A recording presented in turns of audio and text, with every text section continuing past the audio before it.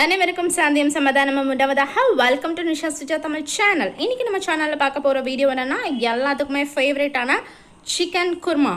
நம்ம சேனல் நீங்கள் first time பார்க்க இருந்தால் மறக்காமல் நம்ம சேனலில் சப்ஸ்கிரைப் பண்ணுங்கள். பக்கத்தில் இருக்க பெல் பட்டனில் ஆலுங்கிறத கிளிக் பண்ணுங்கள். வாங்க இப்போ வீடியோக்குள்ளே போகலாம். சிக்கன் குர்மாவுக்கு தேவையான அளவு ஃபர்ஸ்ட்டு வந்து 1 kg சிக்கன் எடுத்து நான் கழுவி வச்சுருக்கேன்.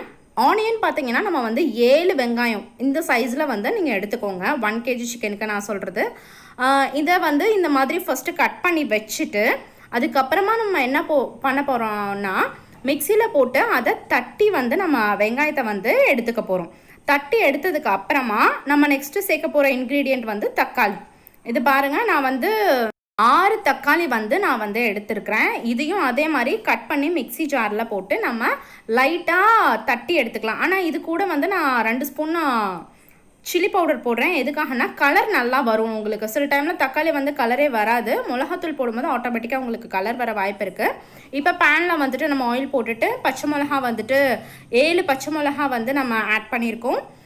அது நல்லா பொரிஞ்சு விட்டேன். நான் கட் பண்ணிலாம் போடல பொடி பொடியாக, ஏன்னா அது சம்டைம்ஸ் விதை வந்து எல்லா இடத்துலையும் போயிடும் குழந்தைங்க சாப்பிட்றது. அதனால நான் அப்படி தான் போட்டிருக்கேன். இப்போ நம்ம தட்டி வச்ச வெங்காயத்தை ஆட் பண்ணிக்கலாம். ஆட் பண்ணி ஓரளவுக்கு கிளறி விட்டுக்கலாம். அதுக்கப்புறமா நம்ம என்ன ஆட் பண்ண போகிறோன்னு பார்த்தீங்கன்னா, உங்களுக்கே தெரியும், நம்ம வந்து நெக்ஸ்ட்டு ஜிஞ்சர் கார்லிக் பேஸ்ட்டு. இப்போது 1 kg சிக்கனுக்கு வந்து நம்ம 100 கிராம் வந்து ஜிஞ்சர் கார்லிக் பேஸ்ட்டு வந்து ஆட் பண்ணணும். சரிங்களா? அதை ஆட் பண்ணிவிட்டு அதையும் வந்துட்டு நம்ம என்ன பண்ணலாம், நல்லா வந்துட்டு மிக்ஸ் பண்ணிடணும். எப்படின்னா வெங்காயமும் இந்த இஞ்சி பூண்டு பேஸ்ட்டும் நல்லா மிக்ஸ் ஆகிற அளவுக்கு நல்லா கிண்டிக்கோங்க. ஏன்னா ஒரு சைடு மட்டும் இஞ்சி பூண்டு பேஸ்ட் இருந்ததுன்னா அது வந்துட்டு மசாலா வந்து ஃபுல்லாக வந்துட்டு ஒரு சைடு மட்டும் நின்றுக்கும். அதுக்கப்புறமா எல்லா பக்கமும் உங்களுக்கு வராது. அதனால நம்ம என்ன பண்ணுறோன்னா, நம்ம வந்து ஃபுல்லாக வந்து மிக்ஸ் பண்ணிக்கிறோம். மிக்ஸ் பண்ணிவிட்டு அதுக்கப்புறமா நம்ம டொமேட்டோ நம்ம வந்துட்டு அதை தட்டி வச்சுருக்கோம் இல்லையா, அதை வந்துட்டு நம்ம ஆட் பண்ணிக்கலாம். நெக்ஸ்ட்டு அதையும் அதே மாதிரி தான்.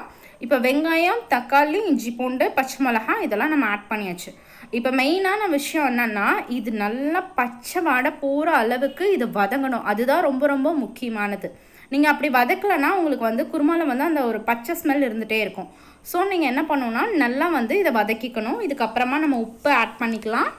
உப்பு, அதுக்கு அடுத்த மிளகாத்தூள் தேவையான அளவுக்கு. நீங்கள் உங்களுக்கு காரம் எந்த அளவுக்கு போடுவீங்களோ, உங்களுக்கு உப்பு எந்த அளவுக்கு தேவையோ அந்த அளவுக்கு போட்டுக்கோங்க. நம்ம ஆல்ரெடி வந்துட்டு தக்காளி அரைக்கும் போது கொஞ்சம் 2 டேபிள் ஸ்பூன் மிளகாத்தூள் போட்டிருக்கோம். இப்போ வந்து நம்ம அதெல்லாம் கணக்கு வச்சுட்டு நீங்கள் மிளகாத்தூள் போடுங்க. சரிங்களா? இப்போ நல்லா போட்டதுக்கப்புறமா தயிர், கண்டிப்பாக தயிர் வேணும். தயிர் எதுக்காக போடுறோன்னா, அந்த ரொம்ப எரிக்கிற மாதிரி இஞ்சி பூண்டு பேஸ்ட்லாம் இருக்கும் போது கொஞ்சம் எரிக்கிற மாதிரி இருக்கும். அந்த மாதிரி எரிக்கிற மாதிரி இருக்காது இந்த தயிர்லாம் போட்டோன்னா. தயிர் போட்டு அதையும் வந்து நல்லா வந்து நம்ம மிக்ஸ் பண்ணி விட்டுக்கணும். வெங்காயம், தக்காளி, இஞ்சி பூண்டு பேஸ்ட்டு, பச்சை மிளகா, தயிர் எல்லாத்தையுமே வந்துட்டு நல்லா கிண்டி விட்டிங்கன்னா பாருங்கள், கலரே உங்களுக்கு பார்க்க அழகாக தெரியும். தயிர் மட்டும் கொஞ்சம் அங்கங்கே இருக்கிற மாதிரி இருக்கும். அதுவும் வேக வேக சரியாயிடும். பாருங்கள், இப்போ நல்லா தெரியுது பாருங்கள் அழகா. நல்லா வந்துட்டு உங்களுக்கு அது பச்சை வாசனை போகிற அளவுக்கு இதாகிட்டு இருக்குது. இப்போ நம்ம பொட்டேட்டோ ஆட் பண்ணுறோம். பொட்டேட்டோ நான் வந்து குருமாவில் சேர்த்துப்பேன். உங்களுக்கு வேணும்னா நீங்கள் குருமாவில் சேர்த்துக்கலாம். அப்படி தேவையில்லைன்னா விட்டுருங்க. நான் வந்து எப்போவுமே குருமாவில், சிக்கன் குருமாவில் வந்துட்டு பொட்டேட்டோ வந்து ஆட் பண்ணுவேன். பொட்டேட்டோ ஆட் பண்ணி அதையும் கிண்டி விட்டுக்கோங்க. அதுக்கப்புறமா நம்ம கழுவி வச்சுருக்க 1 kg சிக்கன் ஆட் பண்ணிக்கலாம். அதை ஆட் பண்ணதுக்கப்புறமா நம்ம நல்லா கலந்து விட்டுக்கலாம். ஏன்னா எல்லா சிக்கன் பீஸ்லேயுமே நம்மளுக்கு வந்து மசாலா வந்து நல்லா வந்து ஒட்டணும். இந்த மாதிரி செஞ்சீங்கன்னா, இப்போ சொன்ன அளவு நீங்கள் செஞ்சீங்கன்னா உங்களுக்கு சிக்கன் பீஸ் வந்துட்டு கம்மியாகவே இருந்தால் கூட குருமா உங்களுக்கு நிறைய வரும்.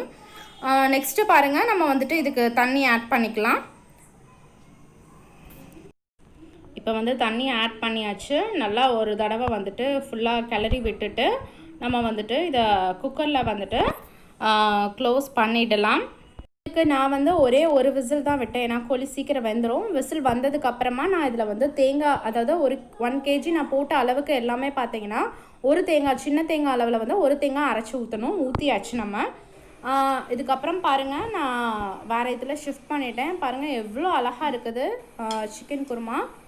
தெரியுதுங்களா? உங்களுக்கு பார்த்தாலே தெரியும். பொட்டேட்டோ, சிக்கன் எல்லாமே நல்லா வந்து எவ்வளோ குவான்டிட்டி வந்திருக்கு பாருங்கள் நம்மளுக்கு. இது நான் ஒரு பிளேட்டில் ஷிஃப்ட் பண்ணியிருக்கேன்.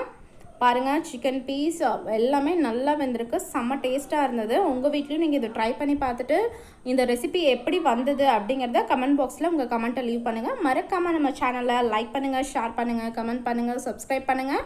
பக்கத்தில் இருக்க பெல் பட்டனில் ஆளுங்கிறத கிளிக் பண்ணுங்கள். நம்ம இன்னொரு வீடியோவில் சந்திக்கலாம். பாய் பாய், டேக் கேர்.